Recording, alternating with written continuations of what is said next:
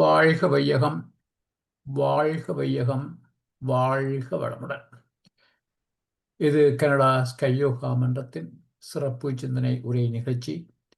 இன்றைய நிகழ்ச்சிக்கு இணையதளம் வாயிலாக வருகை தந்துள்ள அனைத்து வேதாத்திய அன்பர்களையும் வாழ்க வளமுடன் என்று வாழ்த்தி வணங்குகின்றோம். இப்பொழுது நமது சிறப்பு சிந்தனை உரை பகுதிக்கு செல்ல இருக்கின்றோம். நமக்கு சிறப்பு சிந்தனை உரை வழங்க நம்முடன் இணைந்திருப்பது முதுநிலை பேராசிரியர் பழனிசாமி ஐயா அவர்கள். பேராசிரியர் பழனிசாமி ஐயா அவர்கள் பல தலைப்புகளிலே நமக்கு தொடர் சிந்தனை உரைகளை வழங்கி வந்திருக்கின்றார்கள். இன்று ஐயா ஒரு புதிய தலைப்பிலே ஒரு தொடர் சிந்தனையை ஆரம்பிக்க இருக்கின்றார். இந்த தொடர் சிந்தனையின் தலைப்பு எங்கும் நிறைந்த அறிவின் பயணம். இந்த சிறப்பான இந்த தலைப்பிலே நமக்கு சிந்தனை உரை வழங்க பேராசிரியர் முன்வந்திருக்கின்றார்கள் என்பார். இந்த தலைப்பு ஐயாவினுடைய மிகச்சிறப்பான ஒரு நீண்ட ஆய்வுகள் மேற்கொண்டு ஆழமான அறிவுரை கொண்ட ஐயா இந்த தலைப்பிலே நமக்கு இந்த சிந்தனை உரையை வழங்க முன்வந்தது நாம் மாற்றிய பெரும் பாக்கியம் என்றே குறிப்பிட வேண்டும். இப்பொழுது இந்த சிந்தனை உரையை ஆரம்பிக்குமாறு பேராசிரியரை கனடா ஸ்கை யோகா மன்றத்தின் சார்பிலே பணிவன்புடன் வேண்டுகின்றோம். வாழ்க வளமுடன் ஐயா. வாழ்க வளமுடன் ஐயா. வாழ்க வையகம், வாழ்க வையகம், வாழ்க வளமுடன். குரு வாழ்க, குருவே துணை. சிந்தனையை, உடல் நலத்தை சீர் அமைத்து உய்வித்த குருவே வாழ்க. வாழ்க வளமுடன், வாழ்க வளமுடன், வாழ்க வையகம்.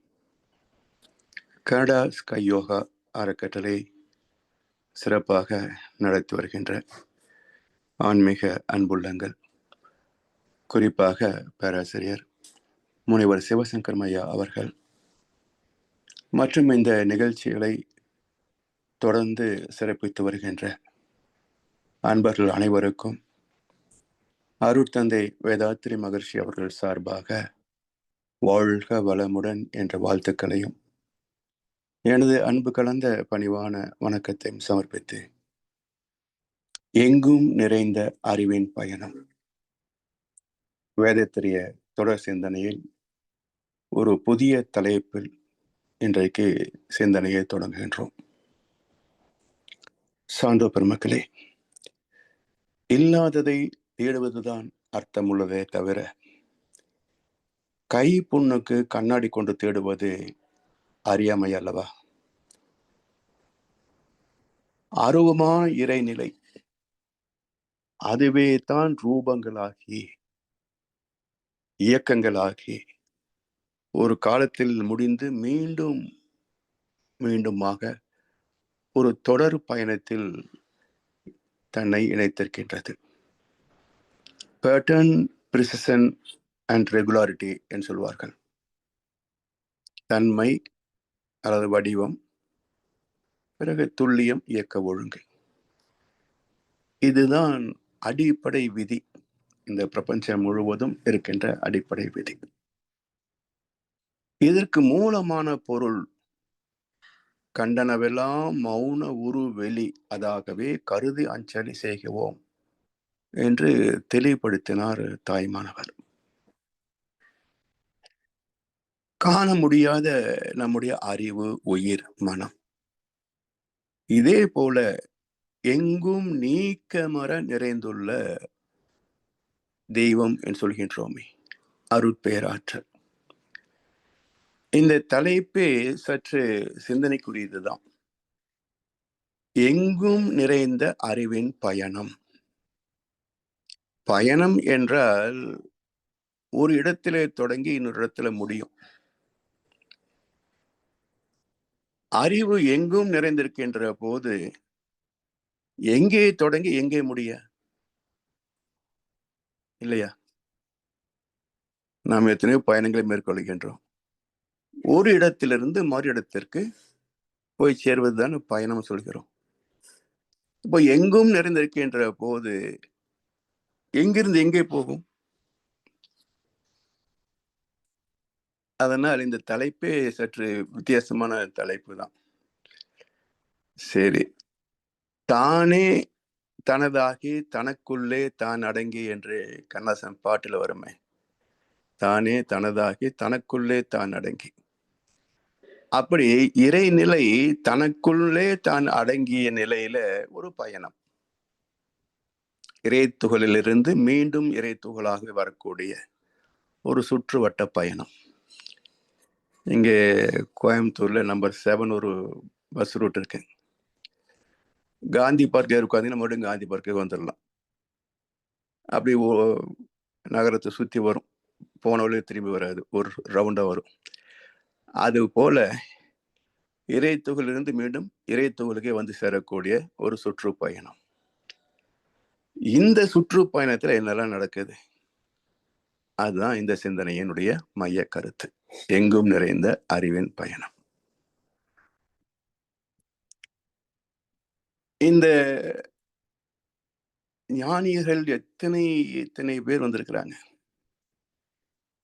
தொல்காப்பியர்ல இருந்து வேதங்கள், புராணங்கள், இதிகாசங்கள், கிரந்தங்கள், பாஷ்யங்கள், உபனிஷத்துக்கள், இப்படி எத்தனையோ தத்துவ நூல்கள் இந்தியாவில்.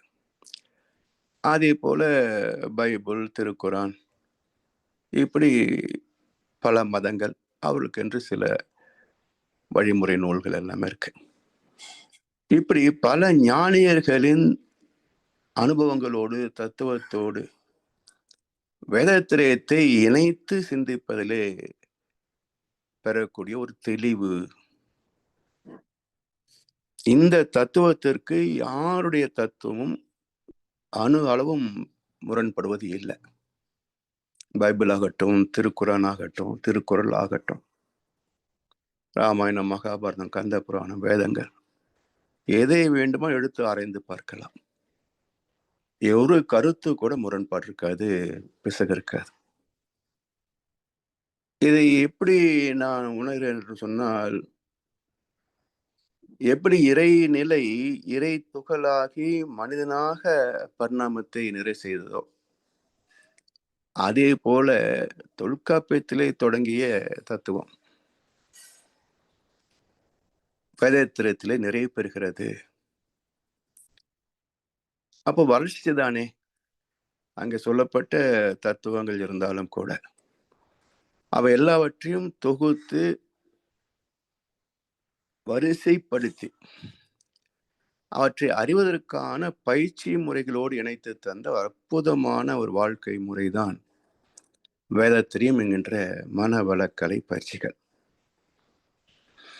எனவே எல்லா மகான்கள் தத்துவத்தோடு மகிழ்ச்சியுடைய தத்துவத்தை நாம் இணைத்து ஆராய்கின்ற போது, சிந்திக்கின்ற போது ஒரே கருத்தை தான் எல்லோரும் சொல்கிறார்கள்.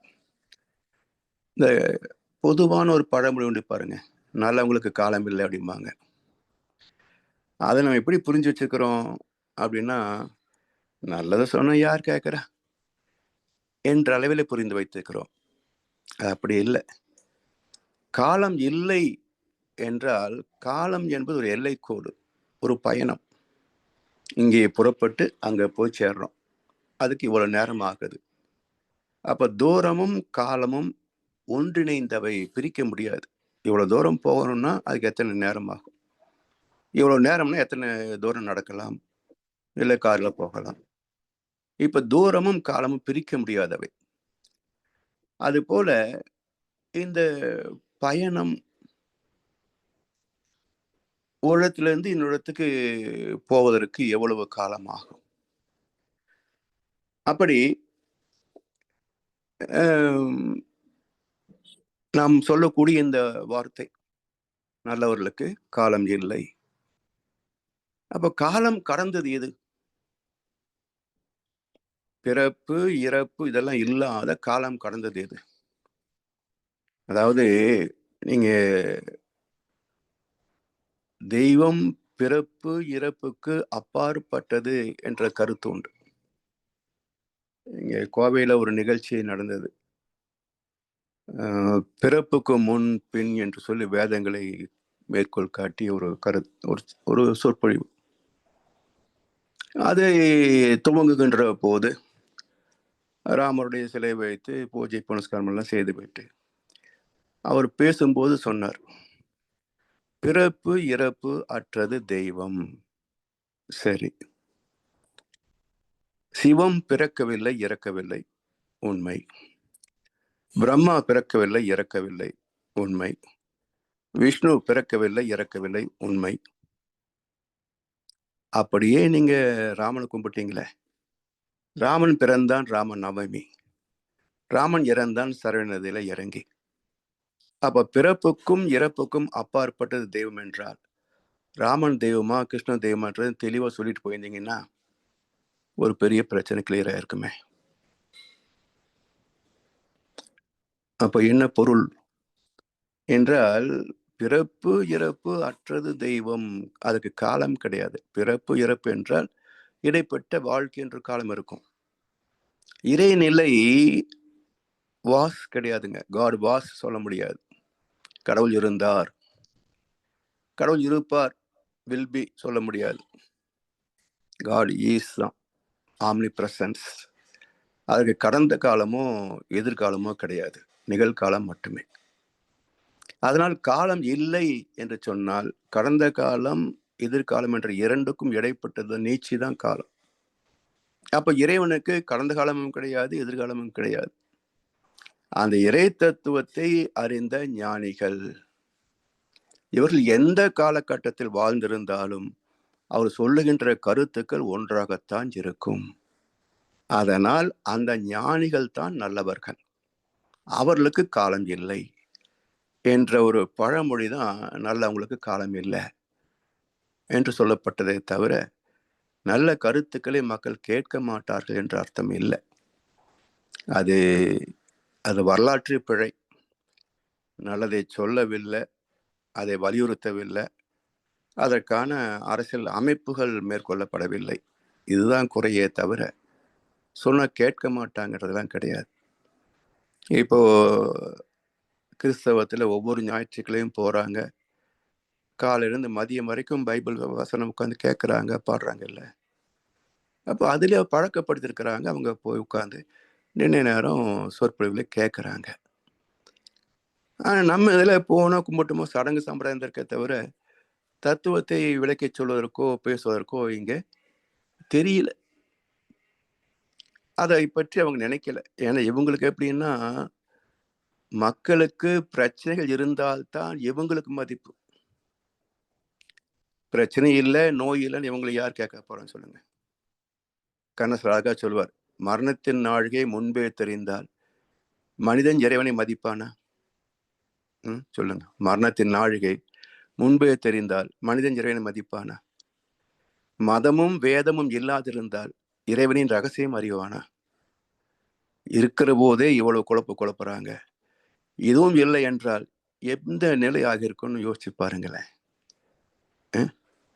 அவங்கவுங்க சொல்றதெல்லாம் ஒரு தத்துவமா இருக்கும், அவதாரமா இருக்கும். எனவே இதெல்லாம் சிந்தித்து பார்க்கின்ற போது காலம் என்ற எல்லை கடந்தது இறைநிலை ஞானிகள். அப்படி மகிழ்ச்சி அவருடைய அற்புதமான தத்துவத்திலே பெற்ற ஒரு தெளிவு. அதுக்கு அது மட்டுமல்ல, ஒரு கருத்தை நாம் தெளிவாக பேசுவதும் அதை எழுத்து வடிவத்திலே தருவதும் எல்லாம் குருவினுடைய ஆசி இல்லை என்றால் எதுவுமே நடக்காதுங்க. அது இறைவனின் கருணை என்று பொதுவாக சொல்லுவாங்க. நாம் இறைவனையும் குரு ஒன்றாகத்தான் பார்க்கிறோம். குரு வேறு இறைவன் வேறு அல்ல. ஐயப்படாது அகத்து அது உணர்வானை தெய்வத்தோடு ஒப்புக்கொள்ளல். குரு சாட்சாத் பரபிரமம். எனவே குரு வேறு தெய்வம் வேறு அல்ல. எனவே தெய்வம் ஆசி செய்வது நமக்கு தெரியாது, குருவின் ஆசி நமக்கு நேரடியாக தெரியும். அதாவது ஒரு முறை பேரரசல் நிகழ்ச்சி நினைக்கிறேன், அப்போ மகிழ்ச்சி அவர்கள் பேசிட்டு கேள்வி பதில் ஏதோ நடந்துட்டு இருந்தது.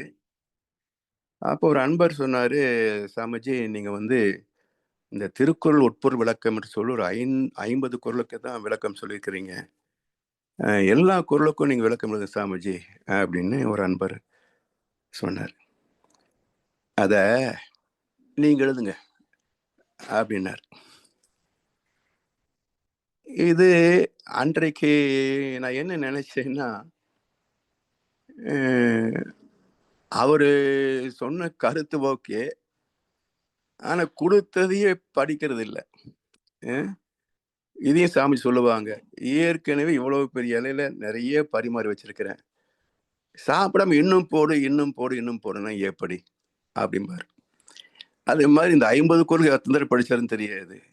நீங்க 1330 குறளுக்கு விளக்கம் எழுதுன சாமிஜின்னு ஒரு ரிக்வெஸ்ட் வச்சாக்க, அதை வச்சு சாமி சொன்னாங்களா அப்படின்னு ஒரு எண்ணம் அப்போ வந்துச்சு. நீங்க எழுதுங்க அப்படின்ற போது. 2013ல பொருட்பால் எழுதி முடிச்சேன். அப்போ திடீர்னு தோணுச்சு, "ஓ! சாமிஜி அன்னைக்கு சொன்னாங்களே, நீங்க எழுதுங்க" அப்படின்னு. அது அவருக்கு சொல்லப்பட்ட பதில் அல்ல. இது நம்முடைய கருமையத்துக்கு சொல்லப்பட்ட ஒரு ஆசீர்வாதம் என்பதை அது முடிச்ச பிறகு தான் எனக்கு அந்த எண்ணம் தோணுச்சு. இந்த காட்சி எனக்கு நினைவுக்கு வந்துச்சு. அன்னைக்கு சாமிஜி சொன்னாங்களே அப்படின்ட்டு. அதுபோல குருவின் ஆசை இல்லாமல் எதுவும் நடக்காதுங்க. இந்த அதாவது சாமி சொல்லுவாங்களே, என்னதான் நம்ம தெளிவு பெற்றாலும், என்ன ஒரு பக்குவம் இருந்தாலும் கூட, ஒரு சூரியனிலிருந்து தான் சந்திரனுக்கு ஒளி கிடைக்குது, பிரதிபலிக்குது. அப்படி முழு நிலவாக பிரதிபலிக்கின்ற நிலவு, "ஓ! நான் இவ்வளவு பிரகாசமா இருக்கிறேன். இனிமே சூரியன் தேவையில்லைன்னு" நெனைச்சா, எவ்வளவு முட்டாள்தனமோ! அது போலத்தான் ஒரு குருவினுடைய அந்த பெருமைகளை குறைத்து நினைப்பதோ, அல்லது வேறு வகையில சிந்திப்பதோ. எப்பவும் சூரியன் சூரியன் தான், சந்திரன் சந்திரன் தான். அங்கிருந்து தான் வந்து கொண்டிருக்கும். எனவே ஒவ்வொரு சிந்தனையின் போதும் நமக்கு வரக்கூடிய கருத்துக்களை பற்றி பைபிள் ஒரு வசனம் உண்டு. இயேசுபிரான் வந்து 12 சீடர்களை, "நான் இதுவரைக்கும் உங்களுக்கு சொன்னதெல்லாம் நீங்க ஊர்கள் தோறும் போய் மக்கள் மத்தியிலே பரப்புங்கள்" அப்படிம்பாரு. அப்போ அந்த 11 சீடர்கள், யூதாஸ் தான் போயிட்டானே. அப்போ 11 பேர் அவர்கள் கேட்குறாங்க, "பெருமானே, நீங்க சொன்ன கருத்துக்களை நாங்கலாம் எப்படி போய் பேச முடியுதுல? சாமானியமா நீங்க பாட்டுக்கு போய் பேசுங்கன்றீங்களே!" அப்படின்ற மாரி கேட்பாங்க. அதுக்கு இயேசு அற்புதமான பதில் சொல்வார். இது எல்லோருக்கும் பொருத்தமுடைய ஒரு கருத்து. எதை பேசுவது, எப்படி பேசுவது என்று விசனப்படாதீர்கள். நீங்கள் எதை பேச வேண்டுமோ அப்பொழுது உங்களுக்கு அருளப்படும். இதுக்கு மேல சொல்றாரு பாருங்க. பேசுவது நீங்கள் அல்ல, உங்கள் பிதா உங்களில் இருந்து பேசுவார் அப்படின்னார். அது மாதிரி ஒரு குருவின் ஆற்றல், ஆசி, அவருடைய கருணை தான் நம்மை தரம் உயர்த்தும். இந்த கருத்தை மகரிஷி அவர்களும் ஒரு பாடல சொல்லுவார். எவரோ தப்பாது குரு உயர்வை மதிப்போர் தம்மை. எவரொருவர் குருவை மதித்து ஒழுகினாலும் தப்பாது குரு உயர்வு மதிப்போர் தம்மை. தரத்தில் உயர்த்தி பிறவி பயனை நல்கும். 4 வரி அற்புதமான வரிகள். ஒவ்வொரு மனவளக்கலை அன்பரும் நினைவில் கொள்ள வேண்டிய கருத்து இது. எவரொருவர் குரு உயர்வை மதித்து ஒழுகினாலும் தப்பாது குரு உயர்வு மதிப்போர் தம்மை தரத்தில் உயர்த்தி பிறவி பயனை நல்கும். ஒரு முறை ஆலியார்ல அவர் ஒரு பெரும் பேராசிரியர். சாமிஜி வந்து வற்றாயிருப்பு, பேராற்றல், பேரறிவு என்ற முதல்ல சொன்னாங்க. பிறகு வற்றாயிருப்பு, பேராற்றல், பேரறிவு, காலம் அப்படின்னார். அதுக்கு அவர் சொன்னாரு, சாமிஜி இப்பதான் காலத்தை கண்டுபிடிச்சாரு அப்படின்னா. நான் சொன்னேன், அப்படி இருக்காதுங்க ஐயா, நமக்கு புரியுறதுக்காக இப்ப காலத்தை சேர்த்து சொல்லியிருப்பார். இல்ல இல்ல அப்படி இல்லை, இப்போ நம்ம இதுல இல்லைன்னு வச்சுக்கோங்க. அது மாதிரி ஒரு தன்முனைப்பு, குருவையே இப்பதான் கண்டுபிடிச்சாரு சொல்ற அளவுக்கு ஒரு தன்முனைப்பு, அதெல்லாம் தவறு. அதாவது வார்த்தைகள் விளக்கம் சொல்ல சொல்ல வார்த்தைகள் கூடி வரும் இல்லைங்களா? அப்ப வார்த்தைகள் கூடுகின்ற போது இது இப்பதான் கண்டுபிடிச்சு சொல்லலாமா? ஏன்னா வற்றாயிருப்பு பேர் ஆற்றல், ஆற்றல் என்றால காலம் அதில் அடங்கியிருக்கு. அவர் தெரியாமையா சொல்லியிருப்பாரு. அப்போ அன்றைக்கு அது எப்போதும் எழுதியிருக்காரு. சரி, மக்களுக்கு இன்னும் எப்படி விளக்கி சொன்னா இவங்க ஈஸியா புரிஞ்சுக்குவாங்க? அதுதான் அவருடைய தொடர் சிந்தனையாக இருந்தது கடைசி நிமிஷம் வரைக்கும்.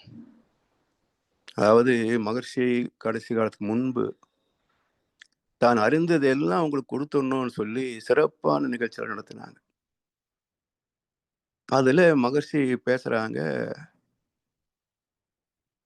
ஆனா அங்க இருந்தவர்களுக்கு அதை வாங்கக்கூடிய அளவுக்கு தரம் இருந்தான்னு தெரியல. அது மாதிரிதான் இந்த மகர்ஷி அவர்கள் கடைசி மூச்சு வரைக்கும் எவ்வளவு விளக்கமா சொன்னா எல்லாரும் தெளிவா புரிஞ்சு மக்களுக்கு கொண்டு போவாங்க அப்படின்ற ஒரு குரு கருணை தான் இருந்ததை தவிர வேற எதுவுமே கிடையாது. அதனால் அது எப்பவும் குறைத்து மதிப்பிடவே கூடாது. ஏதோ பக்கத்துல உட்காந்து பேசுறதுனால நம்ம சாமி ஏற முடியாது. சாமி பக்கத்துல உட்காந்து பேசுறதுனால நம்ம சாமி ஏற முடியுமா? ஸோ அப்படி அவர் சொன்னார். அதனால இறை துகள் எப்படி தோன்றியது என்ற மூலத்தை கண்டவர். அதே போல சூரியனிலிருந்து ஆற்றல் இறை துகளாகி மீண்டும் எப்படி போய் சுத்தில கலக்கிறது என்றதையும் கண்டவர். நீங்க பக்தி மார்க்கத்தில் ஒரு கதை சொல்லுவாங்க. படைப்பதனால் நான் உயர்ந்தவன் என்றார் பிரம்மா. அதில் கிடையாது, நீ பாட்டுக்கு வைத்து போட்டுருவ, காப்பாற்ற வேண்டாமா, அதனால் நான் தான் பெரியவன் என்றாரு விஷ்ணு. 2 பேருக்கும் சர்ச்சை. மிச்சம் யார் இருக்கிறாங்க? சிவபெருமான் இருக்கிறார். அவர்கிட்ட போனாங்க. இது மாதிரி சர்ச்சை எங்களுக்குள்ள, எங்களை 2 பேர்ல யார் பெரியவங்க நீங்க தான் சொல்லணும். அது எப்படி சும்மா சொல்றது? ஒரு டெஸ்ட் வச்சு பார்த்துடலாமே. யார் என்னுடைய அடிமுடியை காண்கிறார்களோ அவர்களே பெரியவர்கள் அப்படின்னார். சரி, பிரம்மா நான் முடிய பார்க்கறேன்னு மேல போனாரு. மகாவிஷ்ணு பணிவோடு அவர் திருவடியை பார்க்கிறேன்னு கீழ் நோக்கி போனார். போறாங்க போறாங்க போறாங்க போறாங்க, அடியும் காண முடியல, முடியும் காண முடியல. அப்போ அடியும் முடியும் காணாதது என்று சொன்னால் சுத்தவெளியிலிருந்து எப்படி தோற்றம் வந்தது என்பதும் தெரியாது, எப்படி மறைகிறது என்பதும் தெரியாது. அந்த ரகசியார்த்தத்தை, அந்த தத்துவத்தை அறிந்து ஒருத்தர் சொல்லியிருக்கிறான்னு சொன்னா அந்த குருடைய மதிப்பு எவ்வளவுன்னு யோசிச்சு பாருங்க, இல்லையா?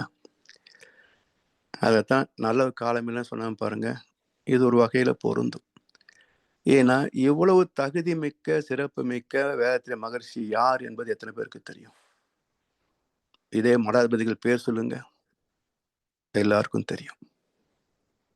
அப்போ தகுதி அற்றவன் பல்லக்கு ஏறுவதும் தகுதி உள்ளவன் பல்லக்கு சுமப்பதும்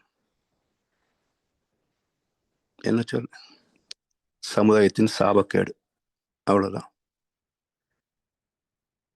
எனவே குருவினுடைய ஆசையோடு தான் எதையுமே நாம் எப்படி ஒரு கடவுள் வழிபாட்டோடு தானே எதையும் நம்ம தொடங்குகிறோம்.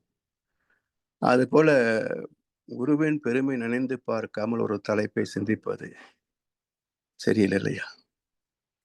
சரி, இப்போ எங்கும் நிறைந்த அறிவின் பயணம் என்றால் இப்ப நம்முடைய பயணம் எல்லாம் ஒரு இடத்துல தொடங்கி இன்னொரு இடத்துல முடியும். இறைவனின் பயணமோ ஒரு புள்ளியில் தொடங்கி மீண்டும் புள்ளியிலே முடியும். இறை துகளிலே தொடங்கி மீண்டும் இறை துகளிலே முடியும். இந்த இடைப்பட்ட காலத்தில் எத்தனை மாற்றங்கள், எத்தனை தோற்றங்கள், எத்தனை அனுபவங்கள், எத்தனை இன்ப துன்ப விளைவுகள், இதெல்லாம் சேர்ந்ததுதான் இந்த தலைப்பினுடைய விளக்கம். இப்ப முதலில் இந்த பயணத்தை துவங்குகின்ற அறிவை பற்றி புரிந்து கொள்ளணும். அறிவு என்றால் என்ன?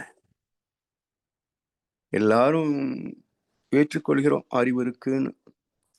கொஞ்சமாவது அறிவு இருக்கா அப்படின்னு யாராவது கேட்டுட்டா நமக்கு எவ்வளவு கோபம் வருது பாருங்க. அப்ப சிறப்பு உடையது, பெருமைக்குரியது அறிவுதான் என்பதுக்கு எல்லாருக்கும் தெரியுது. ஆனா அந்த அறிவின் படித்தளங்களை உணர்ந்து பயன் கொள்வதிலே தான் பேதங்கள். ஆனால் யூஸ்லெஸ் அப்படின்றாங்க பாருங்க. யூஸ்லெஸ்ன்னா அறிவு கட்டவனோ முட்டாளோ அப்படின்னு அர்த்தம் கிடையாதுங்க. Using less useless.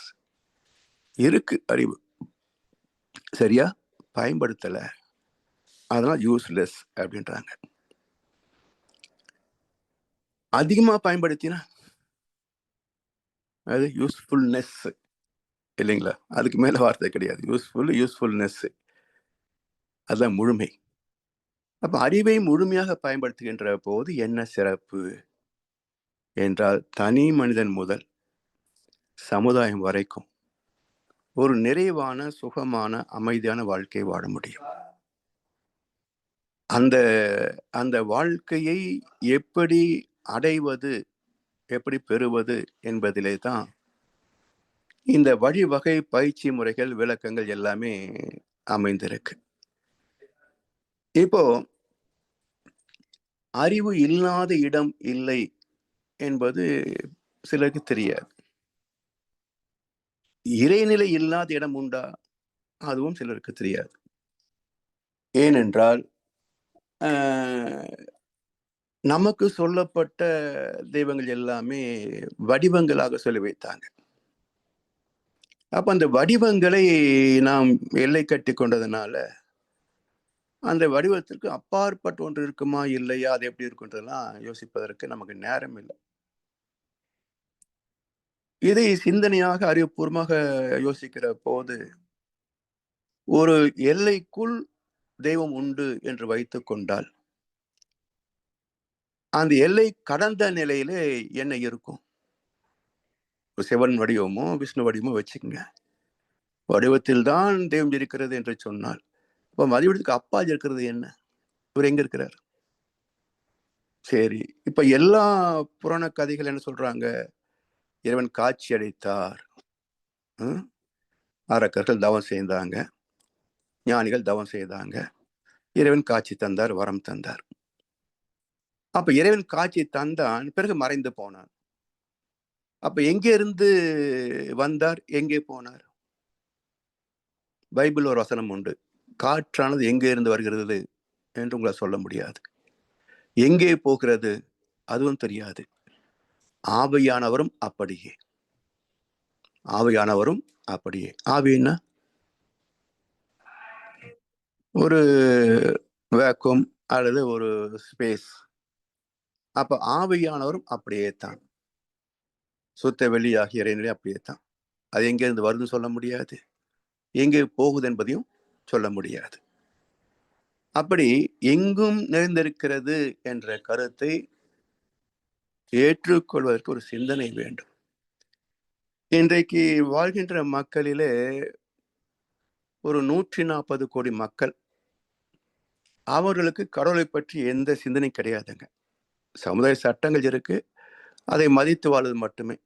கடவுள் இருக்கிறாரா இல்லையான்றதெல்லாம் அங்க சர்ச்சைக்கும் இல்லை, சிந்தனைக்கும் இல்லை. அது ஒரு 140 கோடி. 820 கோடி இல்லை 140 கழிச்சிட்டிங்கன்னா மிச்சம் 680 கோடி மக்கள். எல்லோருமே கடவுள் நம்பிக்கை உள்ளவர்கள். இதுல 1% 2% நம்பிக்கை இல்லாதவர்கள். ஆனாலும் இவங்க தன்னை என்ன சொல்லிக்கிறாங்க? நாங்க பகுத்தறிவுவாதிகள், பகுத்து அறிவுவாதிகள். பகுத்து அறியக்கூடிய அறிவு இருந்தால் நல்லவங்களா தானே இருக்கணும். பகுத்து அறியக்கூடிய அறிவு இருந்தால் நல்லவங்களா தான் இருந்திருப்பாங்க.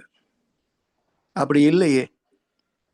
பேசத் தொடங்கிய ஒருத்தர் முதல் இன்றைக்கு வியாபாரம் செய்கின்ற பலர் வரைக்கும் அப்படி யாரும் பகுத்து அறிந்ததாக ஒன்றும் வரலாறு இல்லையே. சரி, இந்த 2 குரூப், கடவுள் இருக்கு என்று சொல்கின்ற ஒரு குரூப், இல்லை என்று மறுக்கின்ற இன்னொரு சிறு குழு. இவங்க 2 பேரும் உண்டு என்று சொல்பவர்கள் எத்தனை பேர் இறைவனை பார்த்திருக்கிறாங்க? இல்ல. இல்லை என்று மறுப்பவர்கள் எப்படி இல்லைன்னு பார்த்தாங்க? அப்ப இந்த 2 பேருக்கும் பெரிய ஆராய்ச்சியோ அறிவோ தேவையில்லை. கிளிப்பிள்ளை அறிவு இருந்தா போதும். கிளிப்பிள்ளை அறிவுன்னா நம்ம சொன்னதை திரும்ப சொல்லுது இல்லையா? கிளி. அது மாதிரி கடவுள் இருக்குப்பா, கடவுள் இருக்குப்பா. ஆமாங்க, கடவுள் இருக்கு, கடவுள் இருக்கு. ஏய், அதெல்லாம் முட்டாள்தனம். ஆமா, முட்டாள்தனம். இதுக்கு என்ன அறிவு வேணும்? கிளிப்பிள்ளை மாதிரி சொன்னது திருப்பி சொல்லிட்டு போயிடும். ஆனால் கடவுள் உண்டு என்றால் எப்படி என்று விளக்குவதற்கும், இல்லை என்றால் எப்படி என்று மறுப்பதற்கும் தெளிந்த அறிவும் சிந்தனையும் ஆராய்ச்சியும் அனுபவமும் வேண்டும். அது உள்ளவங்க தான் ஞானிகள். அவங்க யாருமே நாத்திகர்கள் கிடையாது. அது ஒரு நாத்திக குரூப் இருக்குன்னு வச்சுக்கலாம். யாருங்க? சித்தர்கள். ஏதோ யாரோ புதுசா கண்டுபிடிச்சாங்க ஈரோட்டில் அப்படின்னு பறைசாற்றுறாங்களே. இந்த நாத்திகன் முன்னாடி நாத்திகன் சொல்றேன் கேளுங்க. நட்ட கல்லை சுற்றி வந்து 4 புஷ்பம் சாத்தியே. சரியா? சிவவாக்கியர்னு சித்தர். இது இல்லைன்னு சொன்னது இது அறவேக்காடு. இவர் இல்லைன்னு சொன்னது தெளிந்த ஞானம். இந்த 2ஐயும் இணைத்து கண்ணதாசன் ரொம்ப அருமையா ஒரு பாட்டு சொன்னார் பாருங்க. தேடி தேடி அலைந்தவனும் காணவில்லை என்றான், தெளிந்த நிலை கொண்டவனும் இல்லை இல்லை என்றான், இல்லை இல்லை என்றவனும் எதனை இல்லை என்றான், இல்லை ஒரு சக்தி என்று சொல்லவில்லை என்றான். 4 வரிகள் 4 நிலைகளை காட்டும். பக்தன், நாத்திகன், பக்தன், ஞானி, நாத்திகன், நாத்திகனும் விஞ்ஞானியும். 4 லெவல். தேடி தேடி அலைந்தவனும் காணவில்லை என்றான். ஊர் ஊரா கோயிலுக்கு போறான். எதை பார்த்த? கருவறையில் இருந்த சிலையை பார்த்த. அது தெய்வமா? ஆமா, தெய்வம். ரைட். அது திருட்டு போயிடுச்சு. அறநிலையத்துறை அது திருடி வித்துருச்சு எங்கேயோ. இப்ப அடுத்த நாள் செய்தித்தாள்ல வருது, சிலை திருட்டு. அப்ப நேத்து தெய்வம் சொன்ன, இன்னைக்கு சிலைன்னு நீயே சொல்றிய. அது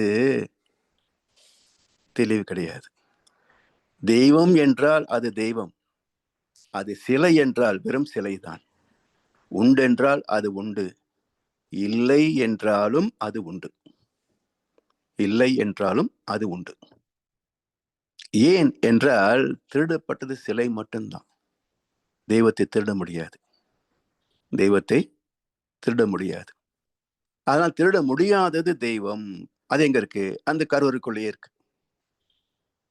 இருட்டு வீட்டுக்குள்ள கருப்பு பூனை இருந்த மாதிரி, இருட்டு வீட்டுக்குள்ள கருப்பு பூனை இருந்த மாதிரி அந்த கருவறைக்குள் தெய்வம் இருக்கிறது. யாரும் திருட முடியாது. இவன் எதை திருடிட்டு போனா? சிலை திருட்டு. எனவே இப்படி தேடி தேடி அலைந்தவனும் காணவில்லை என்றான், தெளிந்த நிலை கொண்டவனும் இல்லை இல்லை என்றான். நட்ட கல்லை சுற்றி வந்து 4 புஷ்பம் சாத்தியே. சுற்றி வந்து மொன என்று சொல்லும் மந்திரம் ஏதடா? நட்ட கல்லும் பேசுமோ நாதன் உள்ளிருக்கையில்? சுட்ட சட்டி சட்டுவம் கரிச்சுவை அறியுமோ? போட்டு வதக்குன்னு வதக்குறோம். சட்டுவமோ கறியோ கரண்டியோ வச்சு சமையல் ரூம்ல காய்கறி எல்லாம் வதக்குறோம், சமைக்கிறோம். உப்பு காரம் சரியா இருக்குன்னு சொன்னா கரண்டி கேட்கலாமா? கரண்டி, உப்பு காரம் சரியா இருக்கா அப்படின்னு கேட்டா லூசுன்னு பேசுவாங்க வெளியில இருந்து. அப்ப என்ன செய்யணும்? அந்த கரண்டியில் எடுத்து ஒரு துளி உள்ளங்கை வச்சு நக்கி பார்த்தா தான் உப்பு காரம் சரியா இருக்கான்னு தெரியும். அப்போ சுட்ட சட்டி சட்டுவம் இந்த நாக்குக்கும் அந்த உணவுக்கும் இருந்த தொடர்பை விட நீண்ட நேர தொடர்பு, நீண்ட கால தொடர்பு, பல தலைமுறை தொடர்பு சட்டுவத்துக்கும் அந்த கறிக்கும் தான் இருக்கு. ஆனா தெரிஞ்சுக்கலையே. இது மாதிரிதான் மக்களும் பல தலைமுறைகள், பல வருஷங்கள் காய்கறிய சமையல கிண்டிட்டு இருக்கிற சட்டுவம் மாதிரி தான் இருக்கிறாங்களே தவிர அதோடைய சுவை அறிய முடியுதா இவங்களால? முடியாது. யார் அறிய முடியும்? அந்த அறிவு தான் அறியும். சுட்ட சட்டி சட்டுவம் கரிச்சுவை அறியுமோ? தொடர்பு இருக்கிறது என்பதனால் மட்டுமே அறியாது. கோவிலுக்கு போயிட்டு வர்றேன்றதுனால் மட்டுமே ஞானம் வந்துடாது. அதற்கென்று எங்கே இருக்கிறதோ அங்கே போய் தேடணும். சரி, இப்போ எங்கும் இருப்பது எங்க போய் தேடுறது? இங்க இருக்கு, அங்க இல்லை. அங்க இங்க வந்து தேடலாம். இங்க இல்லை, அங்க இருக்கு பழனிமலையில. இங்கிருந்து கோயம்புத்தூர்ல இருந்து பழனிமலைக்கு போய் தேடலாம். எங்கும் இருப்பதை எங்கே போய் தேடுவது? சொல்லுங்க. எங்கும் இருப்பதை எங்கே போய் தேடுவது? அப்படி தேடி கண்டவங்க எங்க கண்டுபிடிச்சாங்க? தேக ஆலயத்தில் தெய்வத்தை காண முடியாதவன் ராமகிருஷ்ண பரமஹம்சர். தேக ஆலயத்தில் தெய்வத்தை காண முடியாதவன் அகில அண்டத்திலும் காண முடியாது. நீ எங்க போய் தேடினாலும் கிடைக்க மாட்டான்ப்பா. இருக்கும் இடத்தை விட்டு இல்லாத இடம் தேடி எங்கெங்கோ அலைகின்றார் ஞானத்தங்கமே, அவர் ஏதும் அறியாரடி ஞானத்தங்கமேனார் கண்ணதாசன். அப்படி தெளிந்த அறிவு பெற்றவர்கள், தன்னுள்ளே தன்னை கண்டவர்கள், தன்னுள்ளே அறிவை கண்டவர்கள், அறிவுக்கு மூலமாகிய பேரறிவை கண்டவர்கள் என்ன சொன்னாங்க? தெளிந்த நிலை கொண்டவனும் இல்லை இல்லை என்றான். இதெல்லாம் உருவங்கள் எல்லாம் கிடையாதுப்பா, எல்லாவற்றுக்கு மூலப்பொருள் அது. அப்போ தேடி தேடி அலைந்தவனும் காணவில்லை என்றான். தெளிந்த நிலை கொண்டவனும் இல்லை இல்லை என்றான். இல்லை இல்லை என்றவனும் எதனை இல்லை என்றான்? இந்த கருப்பர் கோட்டை சுத்தி தெரியுதே, எதை இல்லைன்னு சொல்றான்? ஒரு முறை இந்த நீயா நானா ப்ரோக்ராம்ல 2 குரூப் இதே மாதிரி தான், நாத்திகம் ஆத்திகம் 2 குரூப் வச்சுக்கிட்ட ஒரு ஆர்குமெண்ட். அதுல தொகுப்புரைக்கு 2 பேர், ஒரு காவி இன்னொரு கருப்பு. கருப்பு யாரு? சுபவீர பாண்டியன். அவர் என்ன சொல்றாரு?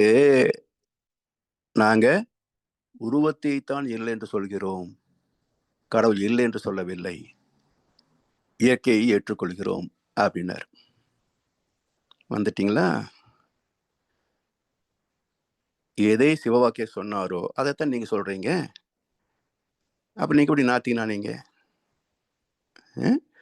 அப்ப இல்லை இல்லை என்றவனும் எதனை இல்லை என்றான்?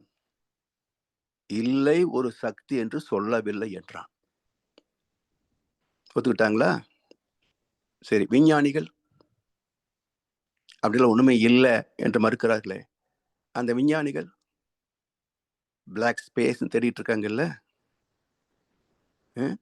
ஒரு மூல பொருள் இருக்கிறது, யூனிஃபைடு ஃபோர்ஸ் சொல்லி தேடுறாங்கல்ல.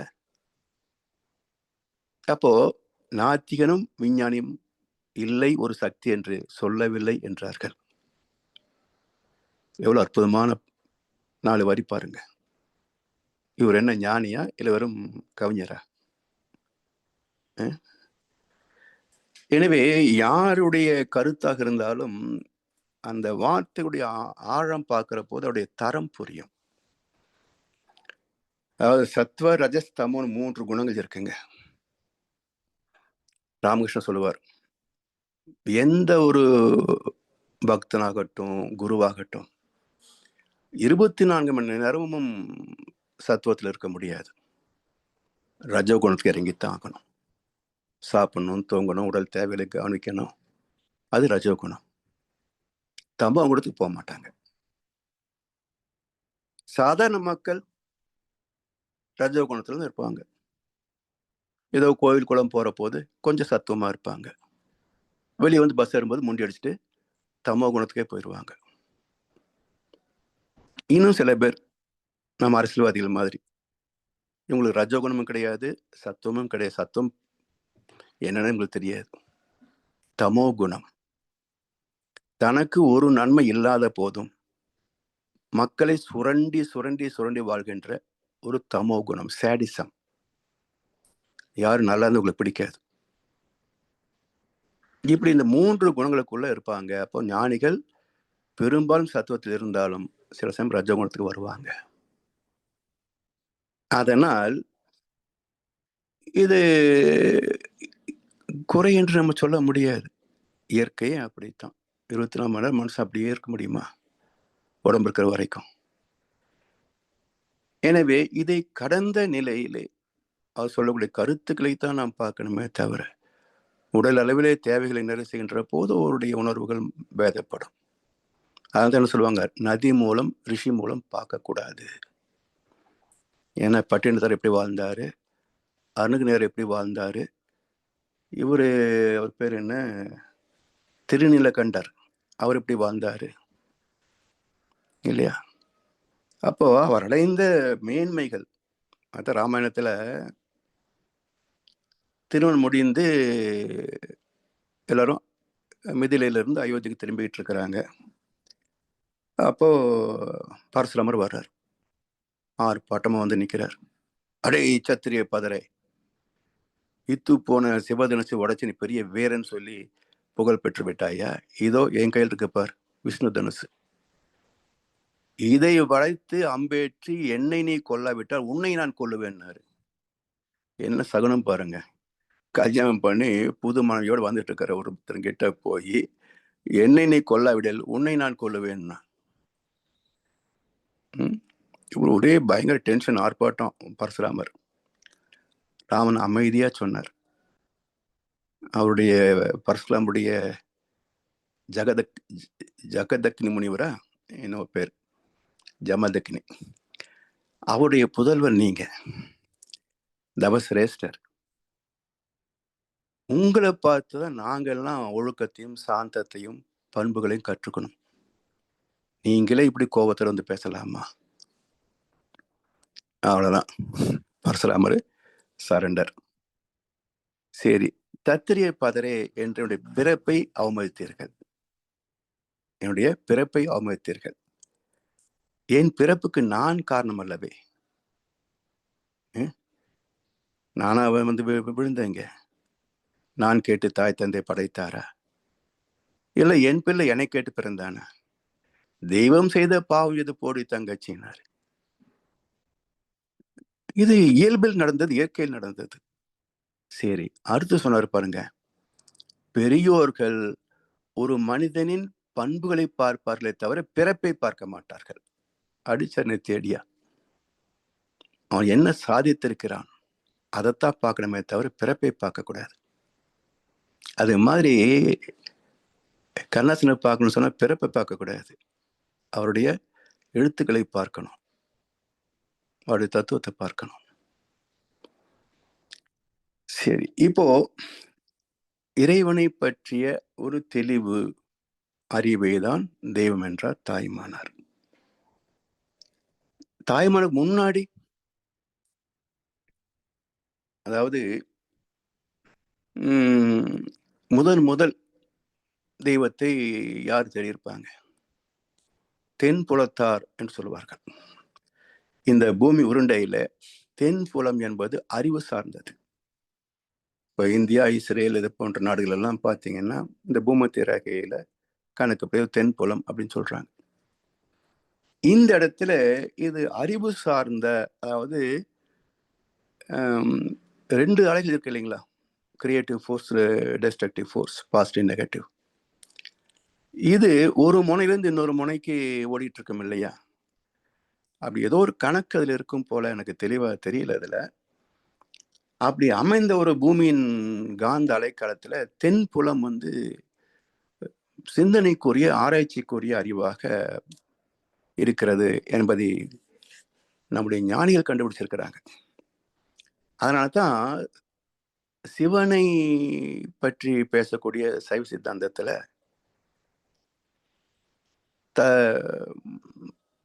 தட்சிணாமூர்த்தி தத்துவம் ஒன்று வச்சிருக்கிறாங்க. தட்சிணாமூர்த்தி தத்துவம் பார்த்தீங்கன்னா பேர் என்ன, தக்ஷின் தெற்கு, அப்ப தெற்கு நோக்கி அமர்ந்திருப்பார் தட்சிணாமூர்த்தி. இது புரியுது, ரைட். ஏன் தெற்கு நோக்கி அமரணும்? கேள்வி கேட்டா தான் தத்துவம் புரியும். அவர் தெற்கு உட்கார்ந்துருக்கார், அதனால பேர் தட்சிணாமூர்த்தி அப்படின்னு சொன்னா அது சிந்தனைக்குரிய விளக்கம் அல்லவே. இப்போ தென் புலம் என்பது சிந்தனை சார்ந்தது, அறிவு சார்ந்தது. அதனால்தான் தென் புலத்தார் தெய்வம் விருந்து ஒக்கல் தான் என்றாங்க, ஐம்புலத்தார் ஓம்பல் தலை என்பார் வலு பெருந்தகை. அப்ப தென் புலம் என்பது நம்முடைய உச்சி மையம், துரிய மையம். அப்போ துரிய மையம் என்பது என்ன? இன்னொரு பேரு கேட்வே டு காட், பிரம்மரந்தர், இறைவனை அறிவதற்கான நுழைவாயில். இங்க இருந்துதான் நம்ம உள்ள பிரவேசிக்கிறோம். இந்த உடம்பு என்ற கேட் வெளியே மண்டையில, அந்த கேட் திறக்கிற போது நாம் இறைவனுக்குள் பிரவேசிக்கிறோம். அப்படின்றதுனால நரஞ்சென்று சிற்றலை நான் கடந்த போது நான் நீயாய் கூறுதலறம் நல்லியக்கம் அறிந்தேன். நான் நீயாய் கூறுதல் அறம். கூறுதல் அறம் வந்து பிரபஞ்சத்துக்கு உள்ளதான் இருக்க தவிர சுத்தொழில் கிடையாது. அப்ப அதை அறிகிறேன் அப்படின்றார் மகர்ஷி அவர்கள். அப்படி இந்த தென்புலம் உச்சி. அப்போ உச்சி தென்புலம் என்றால் பாதம் வந்து வடபுலமாக பேசப்படும். அப்படி தெற்கு நோக்கி இறைவனை அறிந்த நிலை தட்சிணாமூர்த்தி தத்துவம். அது மட்டும் இல்லை, அந்த தட்சிணாமூர்த்தி இறை தத்துவத்தை அறிந்த நிலை என்பது எப்படி தெரிஞ்சுக்கிறது அப்படின்னா, அவருடைய கையில கால் எல்லாம் பாம்பு சுத்தி இருக்கும். என்ன காட்டுறாங்க இதுல என்றால், இந்த பாம்புகள் 5 பாம்புகள் வந்து 5 புலன்கள். ஒரு பாம்பு கடிச்சாலே தப்புறது கஷ்டம். 5 பாம்பு கடிச்சா தப்பிக்க முடியுமா? அதுதான் காளிங்க நர்த்தனம். அதுதான் பார்க்கடல்ல மகாவிஷ்ணுவுக்கு 5 தலை பாம்பு படுக்கையாக இருக்கிறது. அப்ப இந்த பாம்புகள் தன்னை ஒன்றும் செய்ய முடியாது, அதை கடந்து நான் அமைதியாக இருக்கிறேன், புலன் இன்பங்களை கடந்து புலன் அடங்கி மனம் ஒடுங்கி இறைவனோடு ஒன்று நிற்கின்றேன் என்ற தத்துவத்தை காட்ட வந்ததுதான் தட்சிணாமூர்த்தி தத்துவம். சரி, இப்ப வடக்கு என்பது என்ன? இதுல சரித்திரத்துல கூட பாத்தீங்கன்னா, யாரோ ஒருத்தர் வடக்கிருத்தல் அப்படின்னு வடக்கு பக்கமா பார்த்து உண்ணாமல் இருந்து உயிரை விட்டார் அப்படின்னு எங்கேயோ நம்ம படிச்சிருப்போம். யாரோ பிசிறந்த ஐயாரா என்ன ஒரு கேரக்டர்ல வரும். இப்படி ஒரு சடங்கு ஒரு காலத்துல இருந்திருக்கு, வடக்கிருத்தல் அப்படின்னு. அது என்ன அப்படின்னா, வடக்கு நோக்கி அமர்வது. இப்போ இந்தியாவிலேயே பாருங்களேன், தென் இந்தியா இங்க சிவபெருமான் எங்க இருக்காரு? கைலாசத்துல. அது எங்க இருக்கு? வடக்கு பக்கம். அப்ப ஏன் இப்படி காட்டினாங்க என்றால், வடக்கு திசை என்பது அறிவின் முழுமை, இறைநிலை. அப்ப அறிந்தவர் அறியாதவர்களுக்கு விளக்கம் சொல்கின்ற போது, இங்க அறியாதவங்க எங்க இருக்கிறாங்க? தெற்குல இருக்கிறாங்க. இவங்க வடக்கு நோக்கி திரும்பணும். அறிந்தவர் இவங்களை நோக்கி திரும்பணும். அப்போ குருஸ்தானம் வடக்கு நோக்கி இருக்கும், தெற்கு நோக்கி இருக்கும். சீடர்களுடைய ஸ்தானம் வடக்கு நோக்கி இருக்கும். இது தட்சிணாமூர்த்தி, இது வடக்கிருத்தல். இப்படி இப்படி சிவன் தத்துவத்திலேயே குரு தத்துவமாக தட்சிணாமூர்த்தி தத்துவம். சரி, இப்போ இந்த மனிதன் எப்போ தேடினா அப்படின்ற ஒரு கேள்விக்கு தெற்கு பக்கம் என்றது ஒரு முதல் விடை. சரி, தெற்குல பிறந்தாங்க, எங்கெங்கயோ மக்கள் பிறந்தாங்க. தெற்கு பகுதியில் உள்ளவங்க முதல்ல இறைவனை பற்றிய ஒரு தேடல வர்றாங்க. எப்போ இது தொடங்கியது? விலங்குகள் இருந்த போது கடவுளை பற்றிய தேடல் உண்டா? நம்ம எடுத்த சினிமால தான் பாம்பு போய் கோயிலுக்கு போகும். இன்னும் நீங்க சில யூடியூப்லாம் பார்த்தீங்கன்னா, சிவன் தலையில பாம்பு வந்து உட்காந்துக்கும். அப்படி பக்தி எல்லாம் நம்ம வந்து பாம்புக்கு இருக்கிறதாக சினிமாவிலையும் யூடியூப்ல தான் பார்த்துருக்குறோம். வேறு எங்கே யானை மணி அடிக்கிறதையும் சினிமாவில் பார்த்துருக்கிறோம். உண்மையில எங்கேயாவது விலங்குகள் வந்து இறைவனை தேடியதாக தத்துவத்துல உண்டா? இல்ல. அப்ப இறைவனை அறியக்கூடிய மெய்யறிவாக வந்தது தானே பகுத்தறிவோடு பிறந்த மனிதன். எனவே மனிதனை தவிர வேறு யாருக்கும் ஆராய்ச்சி மனப்பான்மை கிடையாது. அதிலும் சிறப்பாக குறிப்பாக உடல் கடந்த ஆராய்ச்சி. ஏன்னா ஆராய்ச்சின்னு பொதுவா சொன்னோம்னா விலங்குகளிலேயும் பறவைகளிலேயும் அது உண்டு. தன்னை காப்பாற்றிக் கொள்வதற்கு ஒவ்வொரு விலங்கும் பறவையும் என்ன அறிவை பயன்படுத்துது பாருங்க. அதாவது மனிதன் எவ்வளவோ பெருமை பேசிக்கிறான். ஆனா இவன் செய்யற வேலைகளை எவ்வளவு பர்ஃபெக்ஷன் இருக்குன்னு பாருங்க. எத்தனை தொழிலாளர்கள் அவங்க செய்யற வேலைய துல்லியமா பர்ஃபெக்டா செய்யறாங்கன்னு பாருங்க. தமிழ்நாட்டில் இவங்க கிட்ட வேலை வாங்குறதுக்குள்ள நம்ம உயிர் போயிடும். ஆனா ஒரு சிலந்தி எவ்வளவு என்ன சொல்லுது, ஜாமெட்ரி பாக்ஸா ஒன்றும் இல்லாம எவ்வளவு துல்லியமா ஏங்கிள் வச்சு அந்த சிலந்தி வலையை பின்னுது பாருங்க. தூக்கணாங்குருவி பெட்ரூம் லைட் வேணுமா அதுக்கு? அது பெட்ரூம் தனியா வச்சு அதுக்கு சொசு மெத்த வேணுமாமா. இலவம் கொஞ்சம் பிடிச்சிட்டு வந்து அதை மெத்தை பண்ணி இந்த மின்மினி பூச்சியை பிடிச்சி மேலே களிமண் வச்சு இந்த மின்மினி பூச்சி ஒன்றை பிடிச்சி அந்த களிமண்ணில் ஒட்டி வச்சு அது சுகமா பெட்ரூமு வெளியே வந்து சீட்டை விட்டு வந்து உட்காந்துருக்கும். தூக்கணாங்குருடைய அறிவுக்கு நிகராக எந்த மனிதனை காட்ட முடியும் பாருங்க. அப்ப அறிவின் இயல்பு சிறப்பு என்பது மனிதனிடத்திலே முழுமை பெற்றிருந்தாலும் அது வளர்ந்த நிலையிலே பல ஜீவராசிகளை நாம் பார்க்கலாம். அதனால் சிந்தனை ஆராய்ச்சி என்பது மனிதனுக்கு மட்டுமே ஒரு இதுன்னு சொல்வது தவறான கருத்து. ஆனா சிறப்பு என்ன? முழுமை பெற்றவன் மனிதன். ஏன்னா இன்னைக்கு ஆர்டிபிஷியல் இன்டெலிஜென்ஸ் வச்சுக்கிட்டு எத்தனை வேலைகளை நம்ம சாதிக்க முடியுது. எனக்கு ஆங்கிலமே தெரியாது. ChatGPT வச்சுக்கிட்டு 6 புக் எழுதியாச்சு. இப்போ பொருட்பால் முடிச்சிருக்கேன். இப்போ மறுபடியும் அது கரெக்ஷன் பார்க்கணும். ஸோ நமக்கு ஒரு மொழி தெரியாத போது கூட ஒரு பொது அறிவு இருந்தால் போதும், அதை வச்சு ஏஐ டூலில் நாம் ஒன்றை படைக்க முடிகிறது என்று சொன்னார். இதெல்லாம் யாரோ ஒருத்தர் கண்டுபிடிச்சு கொடுத்த ஒரு உதவி தானே இது, இல்லையா? ChatGPT, ஜெமினி, கோபைலட் இப்படி எத்தனையோ ஏஐ இருக்கு.